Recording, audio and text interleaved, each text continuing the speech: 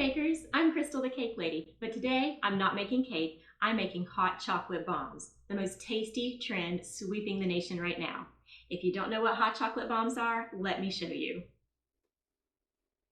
A hot chocolate bomb is a hollow sphere of chocolate encapsulating hot cocoa mix and marshmallows. When hot milk is poured over it, it melts the outer chocolate shell and becomes the richest, most chocolatey hot cocoa you've ever tasted. All you've got to do is stir it together and enjoy. Here's what you're going to need for your hot chocolate bombs. Some silicone molds. I ordered mine off of Amazon and I'll put the link below. You're going to need something to set the shells in, so I'm using a miniature muffin tin.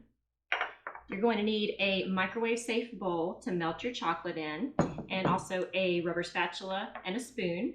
You're going to need plenty of chocolate. I think I'm going to be using a mixture of milk chocolate and dark chocolate today. And each bag of chocolate chips is going to give you about 6 hot chocolate bombs. So keep that in mind when you're purchasing your ingredients. Of course, you're going to need your hot chocolate. I've got a few different flavors, and I'm going to be doing some fun mix-ins. I'm going to be making caramel and peppermint and also white chocolate mocha. Of course, you're going to need your marshmallows. And if you want to do a little decoration on top, maybe some sprinkles, or even a Ziploc bag just to do some piping. So that's what you're going to need. The first step is melting our chocolate. So I'm going to go ahead and pour a bag of milk chocolate and a bag of semi-sweet chocolate into a glass bowl. And I'm going to microwave it at half power. I'm going to start with about a minute, minute and a half, give it a good stir, and then 30-second intervals after that, stirring often. So we don't want it getting too hot.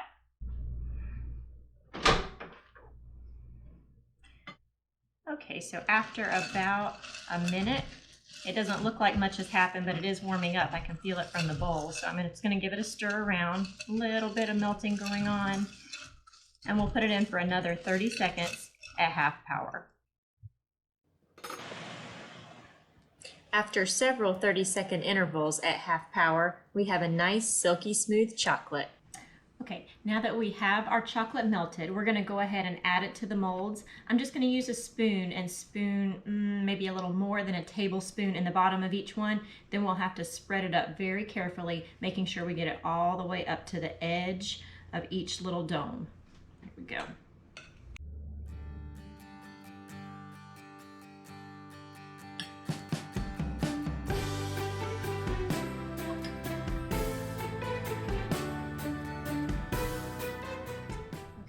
This part can be a little bit tricky.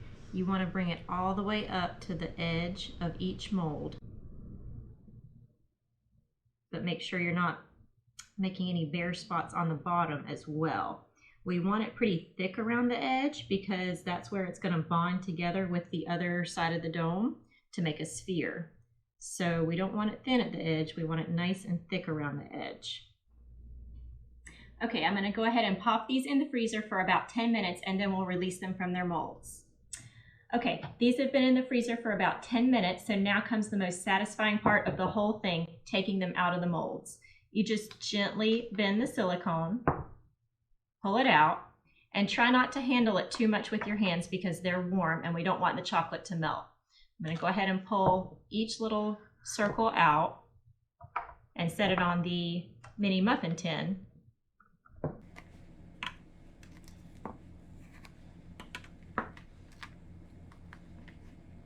Now a few of them may come out a little imperfect, like this one has a hole in it. I don't know if you can see that. So I'm actually going to just melt this one back down. We're not going to use it because the hot chocolate powder will come out of that hole.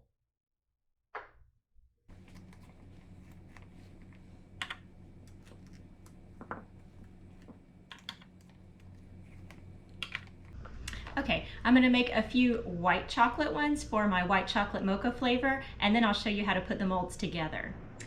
Okay. Once our shells have gotten nice and firm, nice and hard, we're going to go ahead and start putting them together. Now this part isn't really difficult, but you have to work kind of quickly because you want the chocolate on the bottom piece and the chocolate on the top piece to both be melted so they can make a seam and go together. So let me kind of walk you through this as I'm doing it.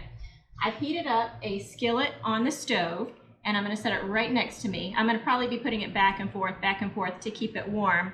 But what we're going to do is take the bottom of one and kind of rest it on the hot skillet and just melt the very edge. We'll put it in our little resting spot and put a heaping tablespoon of cocoa in there and as much marshmallows as we can fit. And then we'll heat the top portion of the bomb the same way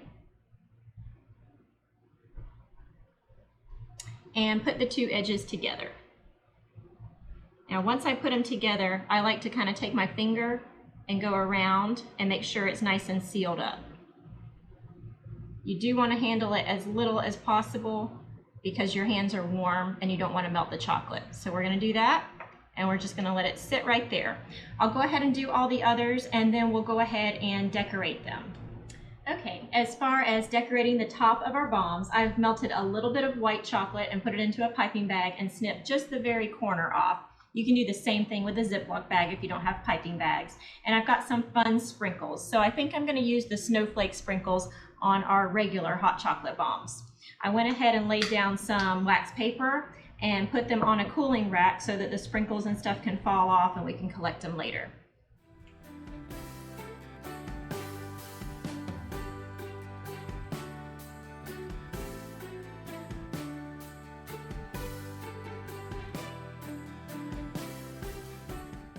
Okay, the next flavor we're going to make is Peppermint Mocha. And what I did was went ahead and bought the Land O'Lakes mint chocolate cocoa mix and went ahead and emptied it into a bowl. So we're going to do that the same way. We're going to put the chocolate mix down in the bottom, marshmallows, and then for the top of this one I'm going to drizzle it with white chocolate and sprinkle it with crushed up candy cane.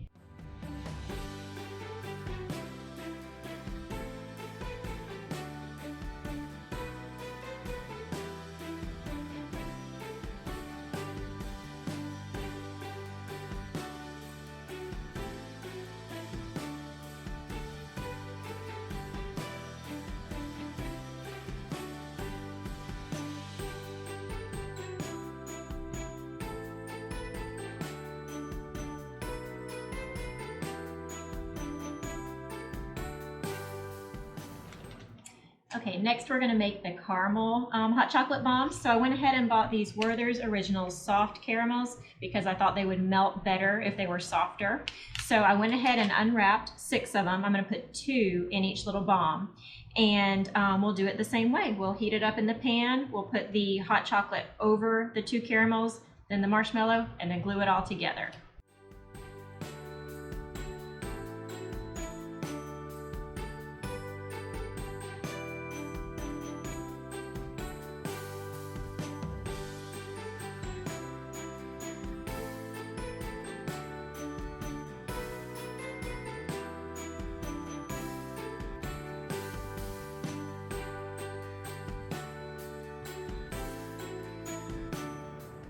So for the caramel hot chocolate bombs, I'm going to drizzle it with brown chocolate and I'm going to sprinkle it with these gold glitter crystals. And if you wanted to turn it into salted caramel hot chocolate bombs, you could sprinkle coarse salt on top, or you could put it right in the bomb.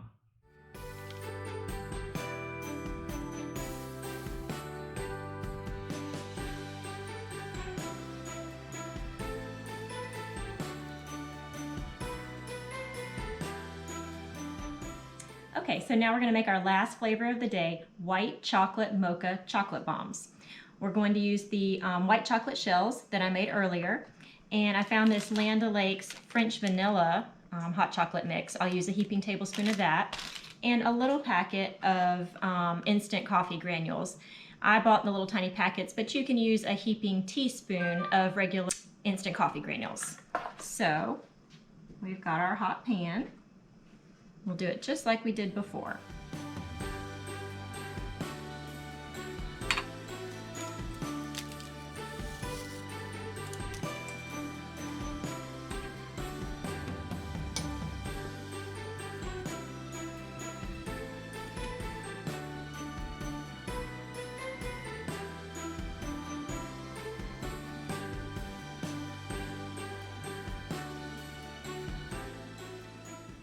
Okay, for the white chocolate mocha ones, I'm going to drizzle them with dark chocolate and sprinkle these little Christmas trees on top.